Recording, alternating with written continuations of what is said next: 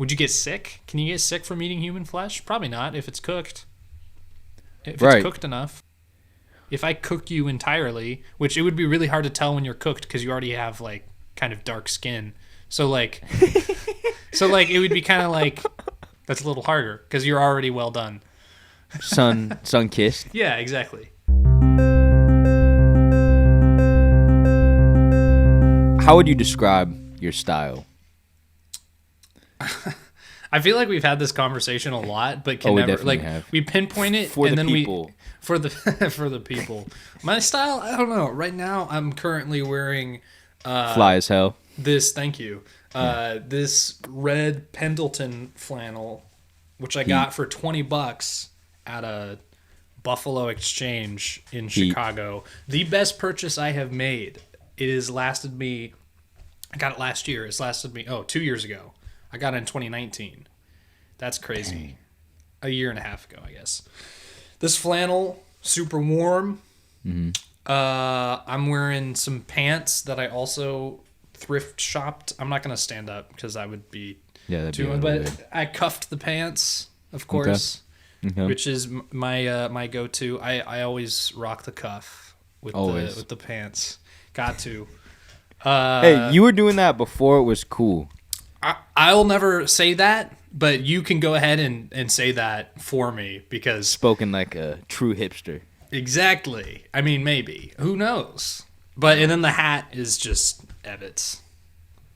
The hat, Ebbets. The shirt, Pendleton. Yeah, it's a very See, the funniest thing is I was talking about just like in general, but yeah. I thought it was good you gave us a fit run. I went well. I went full fit review. What I about like you? it. What's I like it. Well, me. you wearing boxers and a Patagonia shirt? I'm actually naked from the waist down. No, well, I'm wearing shorts right now. Just like we workout talking like shorts. athletic shorts or Yeah, athletic like- shorts. Again, I'm not gonna stand up. yeah, 'cause I'm that's fine. actually naked, but and I have the vintage Patagonia shirt. It is Patagonia. I was right. It is. Yeah, I actually, full disclosure, I got it from my grandpa. Yeah. He just he has so much random Patagonia, vintage That's Patagonia cool. that he just I don't know, he doesn't think it's cool anymore, so he gives it to me, and I'm like, oh yeah, for you sure. he gave me that hat. Yeah. That Patagonia hat. Oh yeah.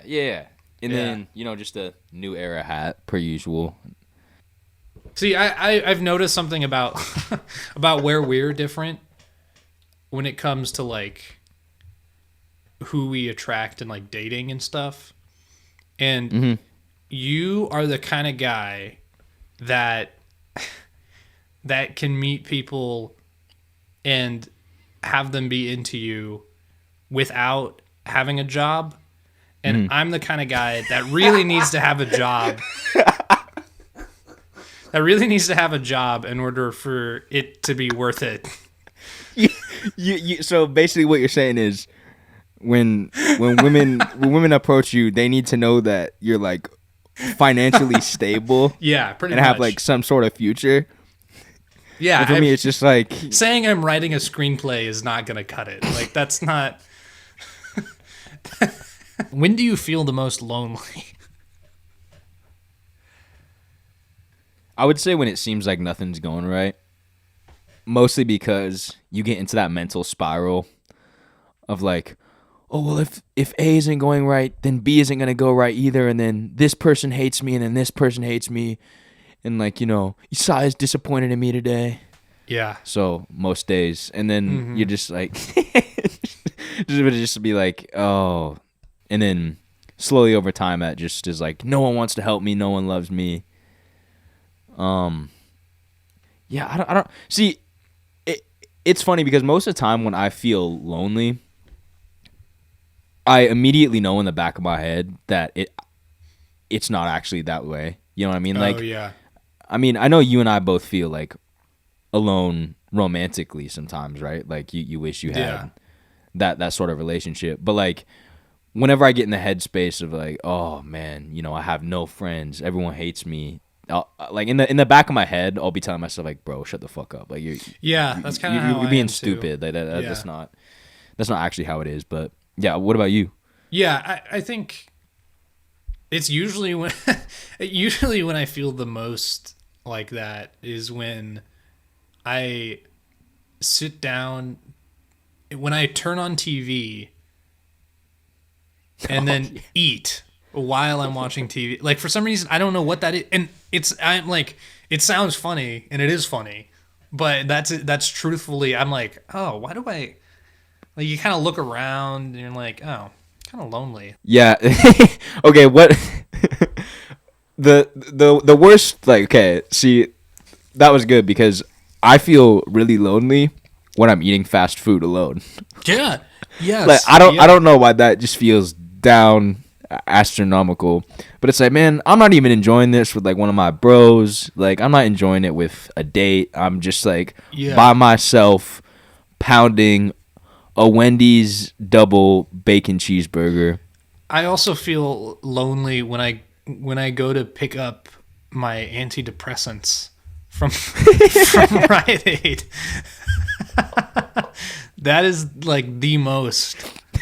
Like I think that like driving there, it's kind of like Why do I feel this way? why do why? And then I feel weird like going to pick it up. I mean, I don't feel weird, but it's just kind of like, what's your name? Uh, Eesaia Filbrun. Filbrun? Yes, yes, it's Filbrun. Trying to dap the And then pharmacist it's like, up yeah, at it's like, like, hey, what's hey, good? And hey, they're you just want to like, go get dude, some tacos? Maybe you go get some tacos. these are antidepressants. Get out of my face. He's like, oh yeah, I'm sure you're a really fun guy. Here's your Zoloft. Oh, Yeah, that and like just driving alone for some reason. Even if it's going somewhere, even if I'm going to hang out with somebody, it's like, which I mean, I right, haven't really been doing anyways. right, But it's just like, I mean, sometimes it's needed. Sometimes it's nice to yeah, be in a car alone and listen to music or right. NPR or whatever. Have you found that you're able to cope with loneliness better, especially over quarantine? Like it's taught you how to cope with loneliness better. Uh,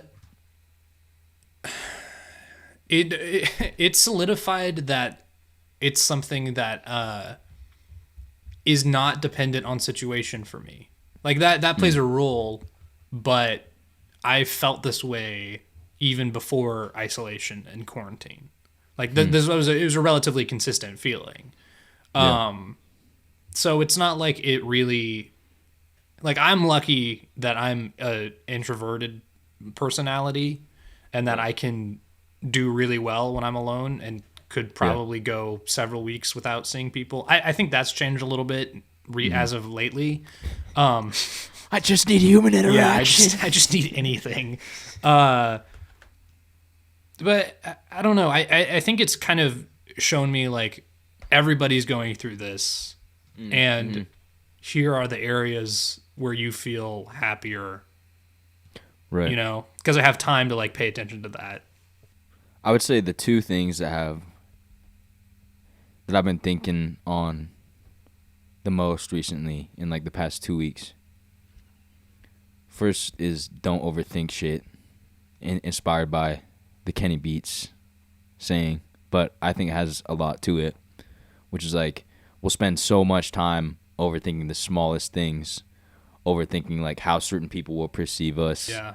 or personally as like an artist, how your art will affect people in one way or another. But ultimately, you can't dictate that, and you won't ever really be able to know unless they tell you, right?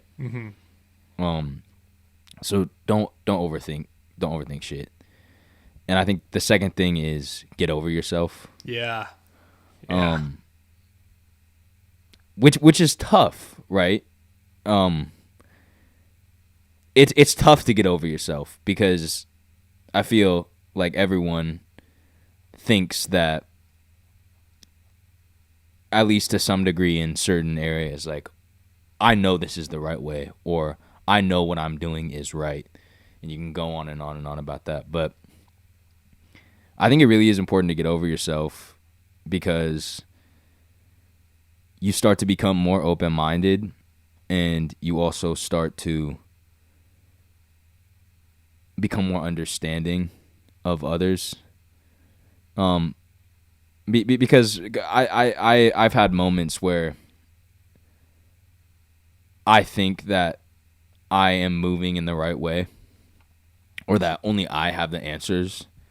And the funniest thing is, fast forward 3 months or something like that, and you look back on, I mean, it could even be the smallest situation, Yeah. right? And you look back, you'd be like, wow, I was a dumbass. Or like, wow, I was wrong. Yeah. And also, you can just end up hurting a lot of people by thinking that you always know what the right For thing sure. is. You know what I mean? Yeah, there's no sympathy that comes with that, because it's like, well, how I feel must be how everybody feels. And, Right. I mean, the scary thing about like letting go of yourself, or not taking yourself seriously in, a negative sense, is that it's pretty much admitting that you're wrong. Like that is what it is, and no one likes to be wrong. Like I hate being wrong, but I would say like that's kind of a big thing for me too lately, is going, wait, I'm not in control of this situation, and I thought I was, or I thought I deserved this thing because whatever, it's my right, or even though it's not, If we're looking at it from an artistic perspective,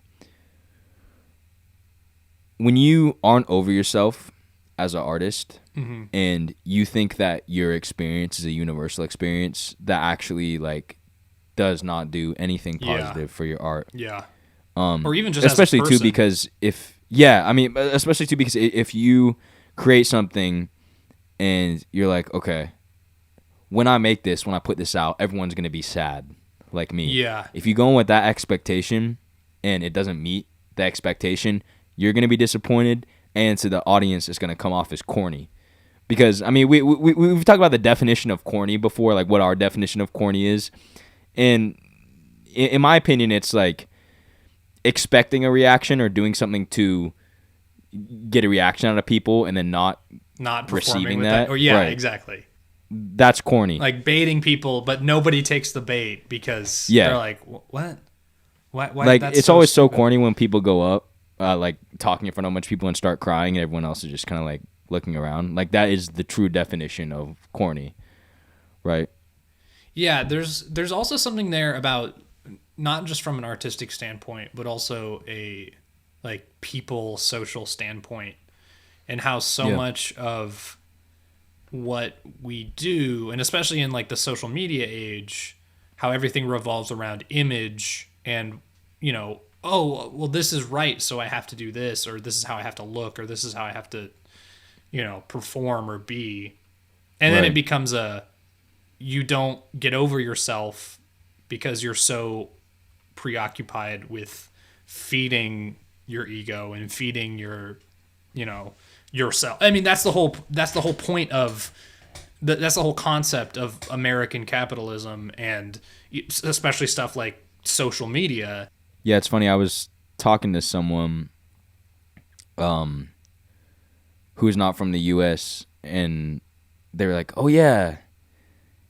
I was asking them, like, when you think of America, what's, like, the first thing you think of? And they're like, oh, school shootings. Oh, my gosh.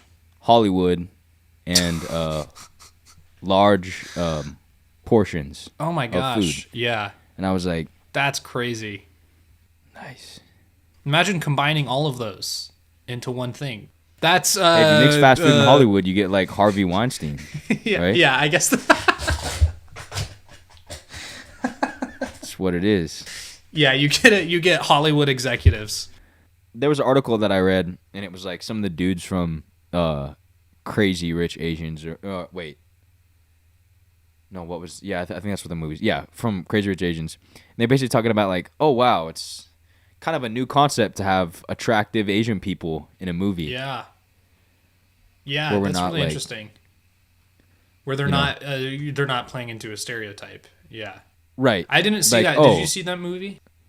I didn't see it. But I mean, like, I know it's a good looking cast of people, right? Yeah, they're attractive people. But like the dudes were saying, oh yeah, like, or what was it? The director was saying, oh yeah, I purposely wanted to put like shirtless scenes in there for the dudes because it's like, oh, finally, like we can have like attractive Asian men. Yeah, in a that's movie. the only reason. I just Yeah, that's that's the whole reason why I read the strictly- article. I was like looking up, shirtless Asian dudes. See, I feel like the name of that movie was a little.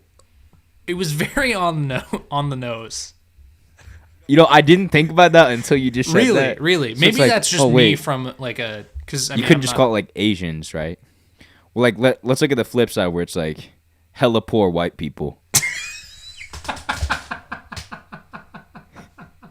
No, seriously. Like, I mean, that's kind of like, oh, okay. This is new. White people are poor. See, that would be pretty good. That would be. I would watch that. I'd be like, this is gonna be a good movie. Here's a question: do you know any like famous Guatemalan people? Not Guatemalan, but Latinos. Yeah. But I'm like Guatemalan people, like specifically Guatemalan. Because if you ask me, do you know any famous Asian people? Like, yeah, obviously. Yeah, but that's like, true. But like Filipino or Guatemalan. Right. No, I So, don't. yeah, I like, don't what know a- any Guatemalan people who are famous. I mean, other than criminals. And my grandma, who's not famous. in a grandma. So really, that makes no She's sense. hood certified. Yeah, though. she is. Yeah, definitely. She's hood certified. Catholic. Well, she's not Catholic anymore. I don't know why I said that. She was back in because that's like a She's that's a she's big balling thing now. there. That's a big thing there. Catholicism. Catholicism, a really big thing. It's big in the Filipino community too. Yeah, it's because God was like Cause God. because God. It was because God. God, bro. It was really just because God.